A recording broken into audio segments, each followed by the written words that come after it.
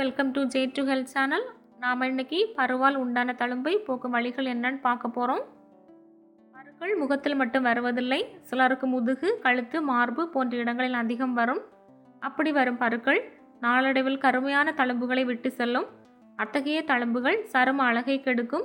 முதுகில் இருக்கும் பருக்களால் வந்த தழும்புகளை வீட்டில் கிடைக்கும் பொருட்களை கொண்டு போக்க சில வழிகள் உள்ளன. அது என்னன்னு பார்ப்போம். பூண்டிற்கு தழும்புகளை போக்கும் சக்தி உள்ளது. சிறிது பூண்டை அரைத்து பேஸ்ட் பண்ணி அதனை முதுகு முழுவதும் தடவி 20 மினிட்ஸ் ஊற வைத்து கழுவ வேண்டும். இப்படி அன்றாடம் செய்து வந்தால் கருமையான தழும்புகள் படிப்படியாக நீங்கும். ஆரஞ்சு பழத்தின் தோலை வெயிலில் உலர வைத்து பொடி செய்து அதனை தண்ணீர் ஊற்றி பேஸ்ட் பண்ணி தழும்பு உள்ள இடத்தில் தடவி உலர வைத்து குளிர்ந்த நீரில் கழுவினால் நல்ல பலன் கிடைக்கும். எங்கள் வீடியோ பார்த்ததுக்கு நன்றி. இன்னும் பல தகவல்களுடன் நெக்ஸ்ட் வீடியோவில் பார்க்கலாம்.